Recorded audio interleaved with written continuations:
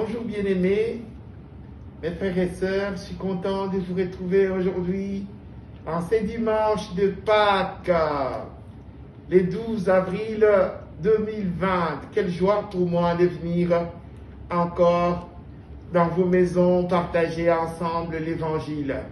Coronavirus oblige, confinement, nous sommes à la maison.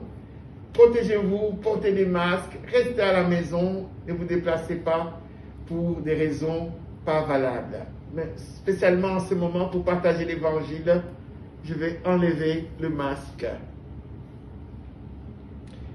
Voilà, donc nous sommes heureux de vous retrouver en ce dimanche pascal pour partager l'évangile. Soyez les bienvenus à ce rendez-vous. Comme annoncé par les réseaux sociaux, notre thème de ce matin, c'est le Christ a vaincu la mort. Le Christ a vaincu la mort. Et nous allons rapidement donc tourner nos Bibles dans l'évangile de Luc, chapitre 24, et je vais lire en commençant par le premier verset. Lisons ensemble la parole du Seigneur. Le dimanche matin, de très bonne heure, les femmes se rendirent au tombeau en portant les huiles aromatiques qu'elles avaient préparées et découvrirent que la pierre fermant l'entrée du sépulcre avait été roulée à quelque distance de l'ouverture. Elles pénétrèrent à l'intérieur, mais ne trouvèrent pas le corps du Seigneur Jésus. Verset 4. Pendant qu'elles en étaient encore, elles se demandaient ce que cela signifiait. Deux personnages vêtus d'habits étincelants s'étaient tout à coup devant elles. Elles étaient tout effrayées et baissaient les yeux vers le sol. Ils leur dirent alors: pourquoi cherchez-vous parmi les morts celui qui est vivant? Il n'est plus ici, mais il est ressuscité. Rappelez-vous ce qu'il vous disait quand il était encore en Galilée.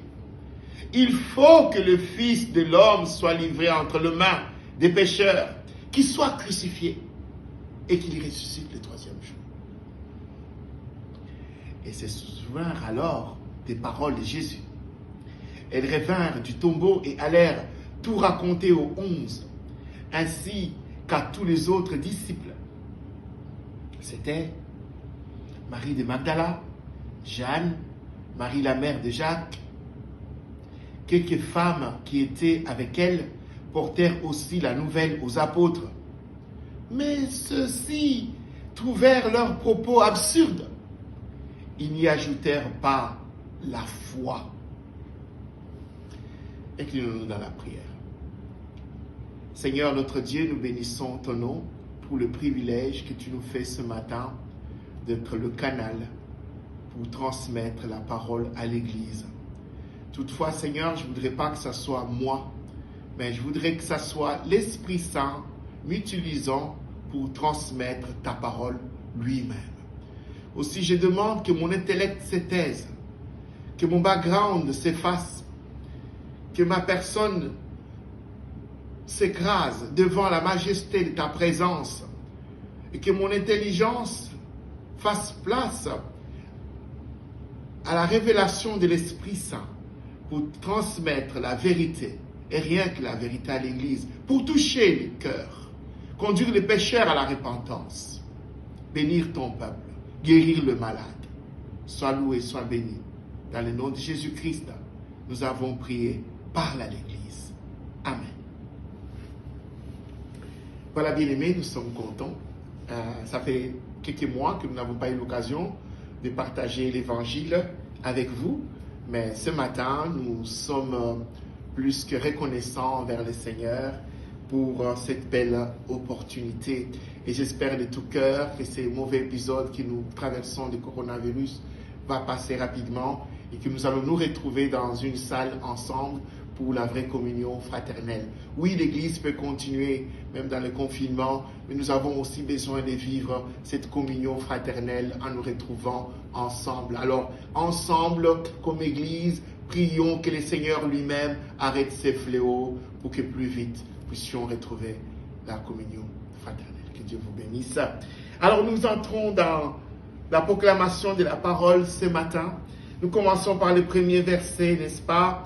Les dimanches matins, les femmes arrivent de très bonne heure et sont là avec les aromates, les parfums. Mais pourquoi ont-elles amené cela? Pour embaumer le corps du Christ. Ça veut dire quoi? Ça veut dire que ces femmes sont convaincues que le Christ est mort comme tout homme.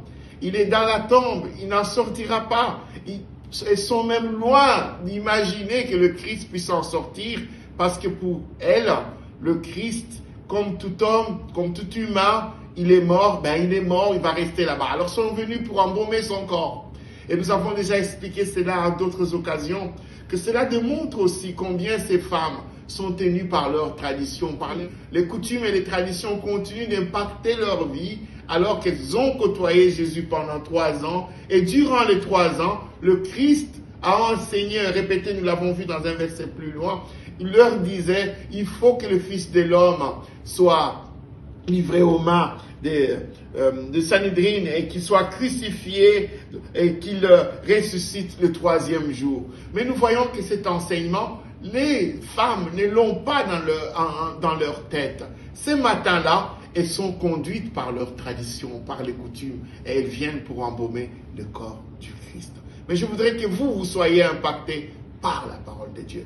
Laissez-vous impacter par la parole et non par les traditions. Laissez-vous impacter parce que la parole de Dieu nous dit et parce que les médias nous disent.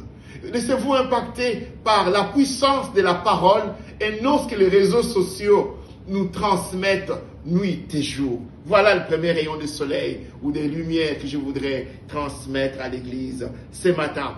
Deuxième rayon, nous voyons que lorsqu'elles arrivent et trouvent que la pierre avait déjà été roulée, nous avons enseigné là longuement. Le titre du message c'était « Qui nous aidera à rouler la pierre ?»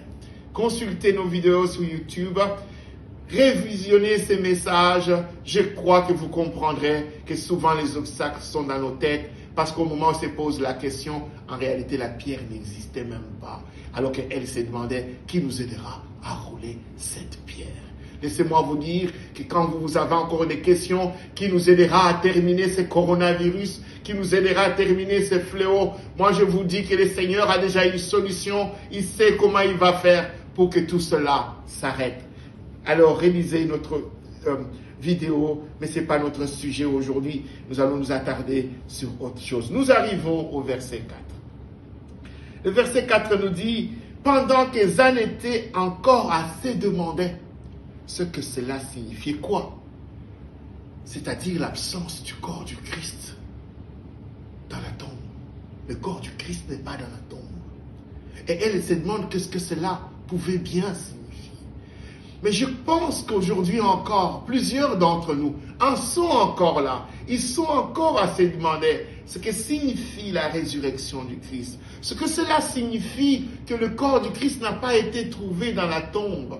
Oui, l'Église tout entière aujourd'hui a-t-elle déjà réalisé ce que cela signifie que l'absence du corps du Christ dans la tombe? Oui, mon frère, ma sœur, vous qui nous écoutez encore ce matin, est-ce que vous avez déjà réalisé pour votre vie ce que cela signifie ce matin-là? Que les femmes ne trouvent pas le corps du Christ dans la tombe. Qu'est-ce que cela signifie, bien-aimé? Eh bien, j'ai une bonne nouvelle pour vous ce matin. Parce que cela signifie bien plus que tu ne peux t'imaginer. Elles arrivent et constatent qu'il n'y a pas le corps du Christ. Elles sont tourmentées, elles cherchent. Dans l'autre évangile, on dit, Marie pleure même, et après elle voit un jardinier, elle se pose plein de questions. Mais là arrivent 2 anges qui leur posent la question. Pourquoi cherchez-vous parmi les morts celui qui est vivant? Autrement dit, pourquoi cherchez-vous la vie dans la mort? Jésus-Christ est la vie même. Ailleurs, dans Jean 14, il dit, je suis le chemin, la vérité et la vie. Jésus, c'est la vie. Alors la tombe ne pouvait pas contenir Les séjours de mort ne pouvaient pas garder Jésus-Christ continuellement. Non, les séjours de mort n'avaient pas de pouvoir sur la vie, parce que Jésus c'était la vie. Alors pourquoi cherchez-vous parmi les morts celui qui est vivant? Et les femmes sont inquiètes, mais elles ont cette bonne nouvelle, qu'il est ressuscité. Pourquoi? Parce qu'il a vaincu la mort. S'il est ressuscité, est-ce que la mort n'a pas eu de pouvoir sur Jésus-Christ? Parce que Jésus-Christ c'est la vie. Quelqu'un me suit ce matin? Jésus-Christ c'est la vie. La mort ne peut pas les retenir. Oh, il y a ce beau chant qui dit: oh, la mort a perdu sa puissance. Il est sorti du tombeau. La mort a perdu sa puissance. Et c'est pourquoi j'ai l'espérance. Nous allons le voir encore plus loin. Le Christ est ressuscité. Allez le trouver en Galilée, là où il vous précède. On l'annonce même aux apôtres qui ne peuvent pas porter foi à cette bonne nouvelle. Pourtant, la résurrection du Christ, n'est-ce pas, c'est ce qui fonde même l'Église aujourd'hui. S'il n'y a pas de résurrection du Christ, notre foi est vaine. Mais ce matin, notre foi a une grande signification parce que le Christ est réellement ressuscité. Il est sorti du tombeau, il a vaincu la mort.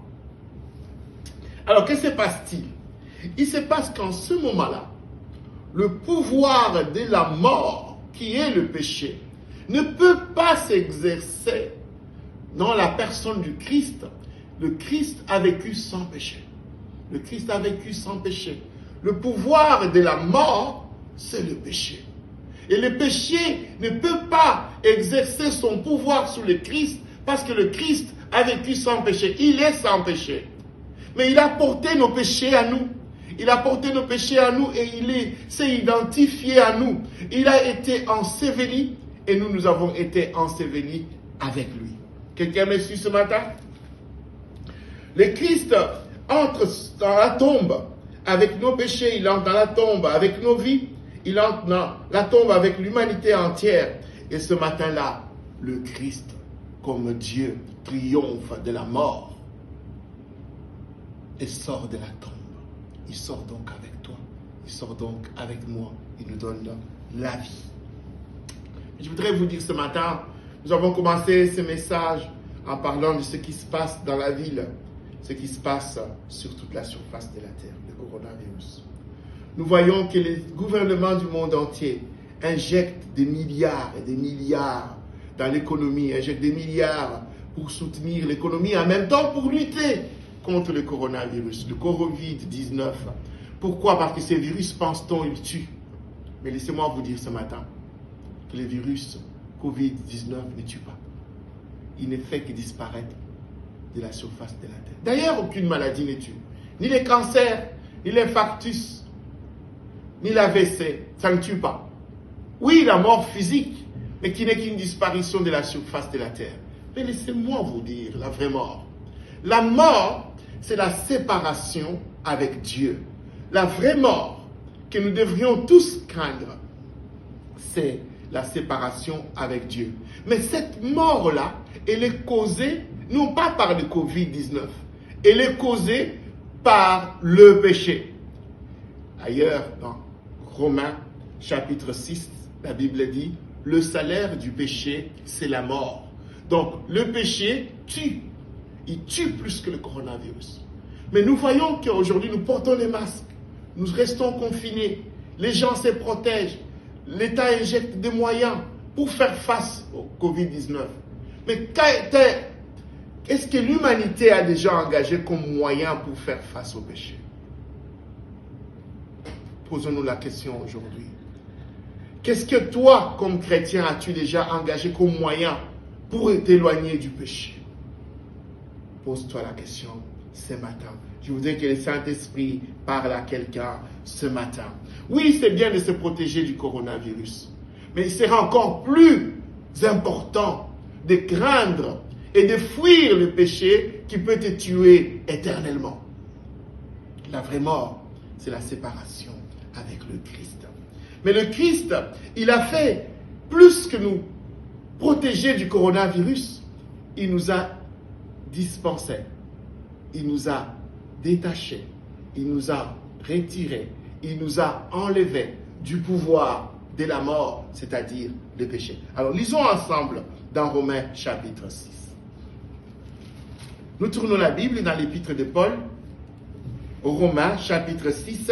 Nous allons lire à partir du 6e verset. Nous lisons ensemble. Comprenons donc que l'homme que nous étions autrefois a été crucifié avec le Christ, afin que le péché, dans ce qui fait sa force, soit réduit à l'impuissance, et que nous ne servions plus les péchés comme des esclaves, car celui qui est mort a été déclaré juste. Il n'a plus à répondre du péché. Écoutez le verset 8. Or, puisque nous sommes morts avec le Christ, nous croyons que nous vivrons aussi avec lui. Car nous savons que le Christ ressuscité des morts ne meurt plus. La mort n'a plus de pouvoir sur lui. Il est mort et c'est pour le péché qu'il est mort une fois pour toutes. Mais à présent, il est vivant et il vit pour Dieu. Alors il y a ces beaux chants là auxquels je faisais allusion tantôt qui dit « Il est sorti du tombeau, oh, la mort a perdu sa puissance, il est vivant pour toujours, oh, c'est pourquoi j'ai l'espérance. » Alléluia! Bien-aimés, je voudrais vous dire ce matin, comme Paul le dit ici, oui, nous sommes morts avec Christ.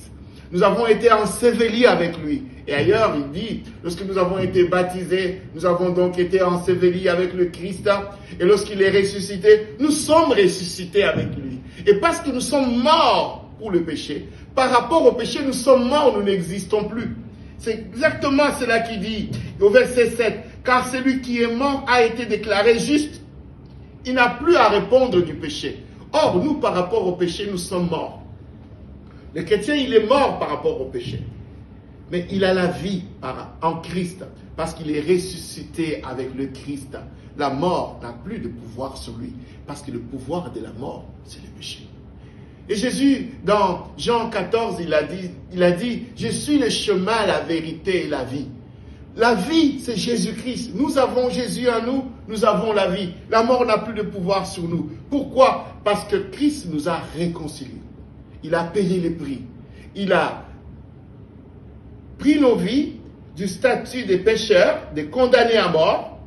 Il nous a transportés dans son amour, dans un nouveau statut, le statut d'enfants de Dieu, de sacrificateurs, d'adorateurs de Dieu. Et il nous a donné le statut de saints. Il nous a justifiés. Notre thème de l'année, n'est-ce pas? La justice de Dieu. Dieu nous a fait justice. Sa justice que nous qui étions pécheurs. Il nous a rachetés. Il a payé les prix. Il a déversé le sang précieux sur la croix de Golgotha. Il nous a pris avec lui dans la mort. Il nous a pris avec lui dans le séjour de mort. Et puis il nous a pris avec lui dans la résurrection. Nous sommes montés avec Christ. Triomphalement, nous sommes montés avec lui dans cette gloire céleste.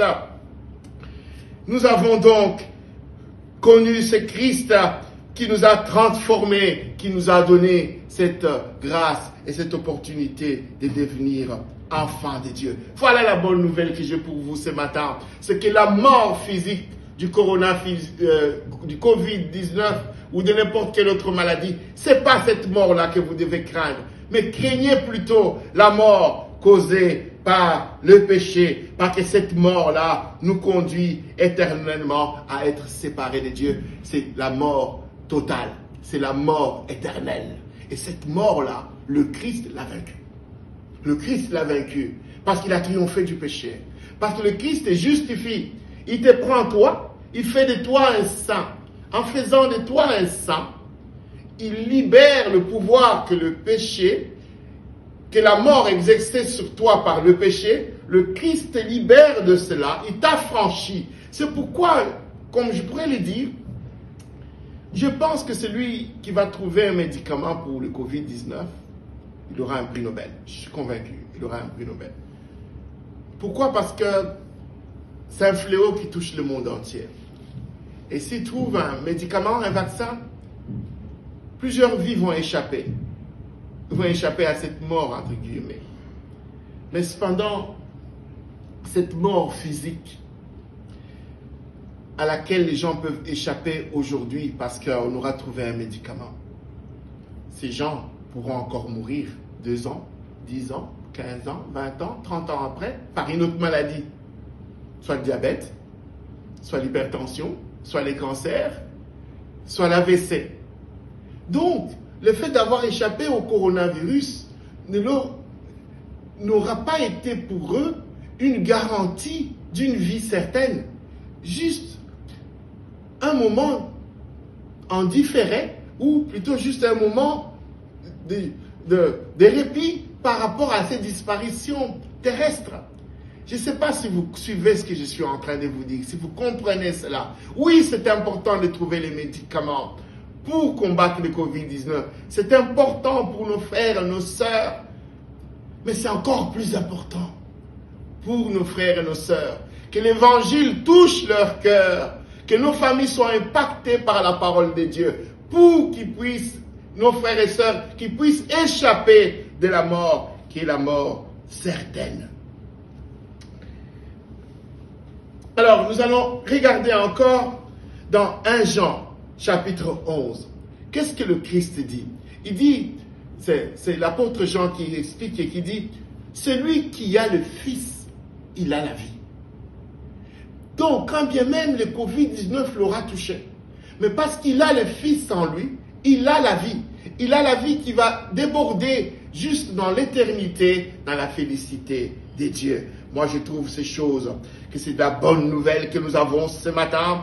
Le Christ a nous l'espérance de la vie. Ce n'est plus moi qui vis, c'est Christ qui vit. Le Christ est à moi l'espérance de la gloire, l'espérance de la vie éternelle. Et si je dois craindre quelque chose, ce n'est pas le Covid-19.